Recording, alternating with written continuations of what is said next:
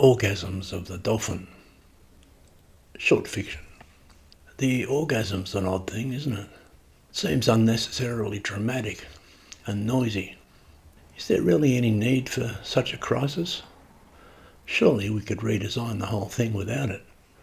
But no, nature seems to enjoy these dramas.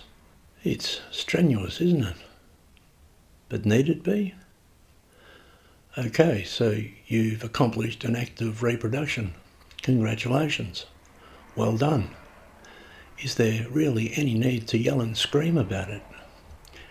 Why can't the male of the species say to the female, "Here, I've got a seed for you," and she says, "Thanks very much," and it's done?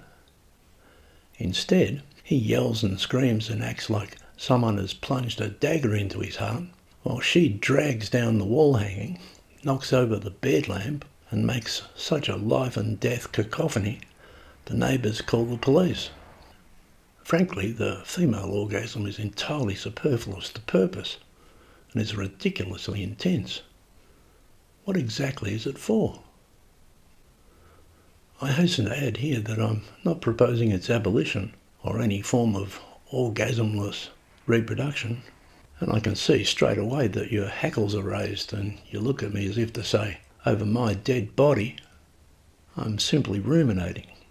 I'm just saying it is excessive. It's like when you add a pinch of salt to a solution of vinegar.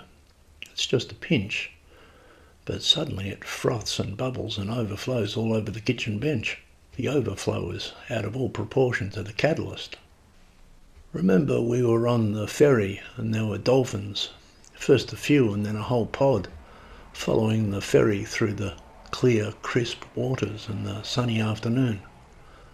Dolphins, you told me, are the only creatures, other than people, that have sex just for fun, and you detailed rumours you had heard concerning the dolphin orgasm. There was no evidence of it that day.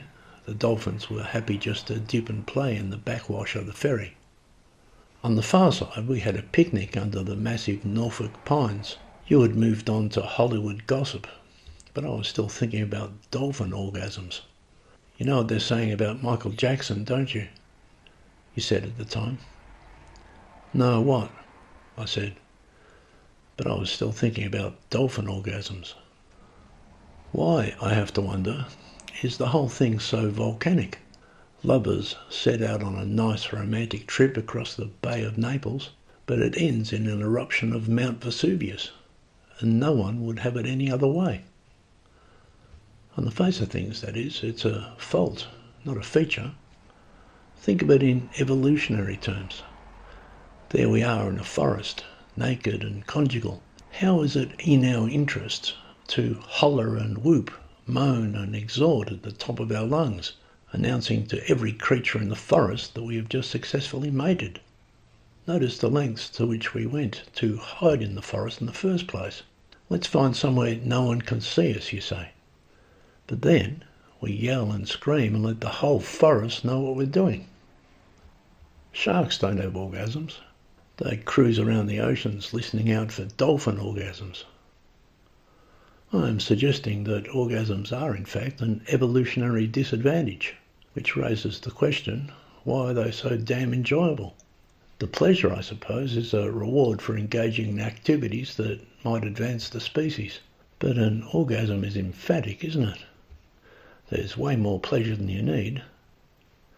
I know you'll say, you don't know how much pleasure I need, but you can see the calculations I'm getting at.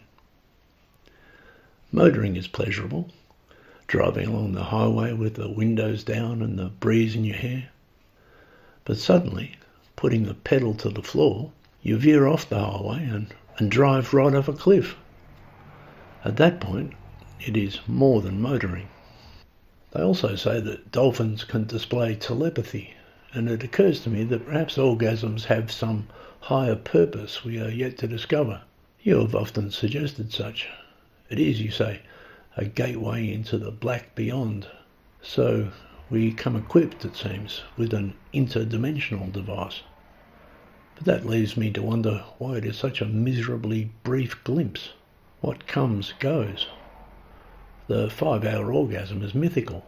It's a 5-second crescendo, and then the curtain falls, the light goes out, and the orchestra goes home.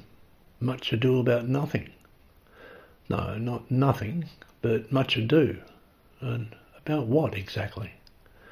It promises to transform us into entirely different beings.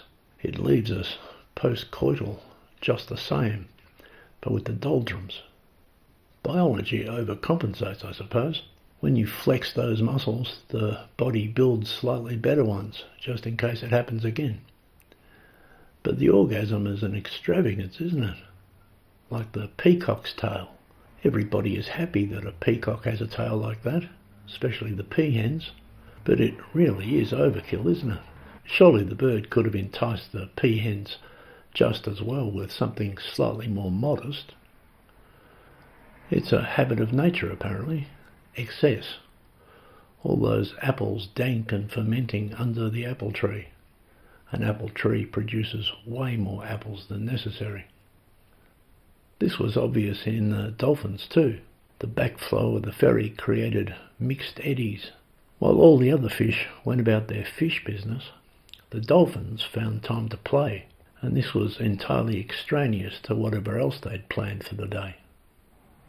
Someone will tell me that play serves a purpose in nature's economy, but I'm inclined to think of it as surplus.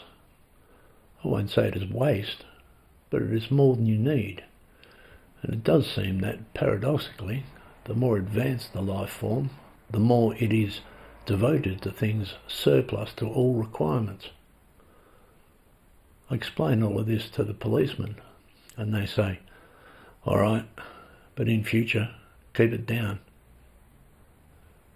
When the Navy trains dolphins, it is their intelligence that is important, and that is probably a nuisance to dolphin trainers that the dolphins want to go off and give each other orgasms just for fun every chance they get. The mystery of the orgasm is that it is just not an efficient use of resources. Efficiency, you remind me, is what we fought against in the Second World War. All right, I say, but you have to stop smashing things.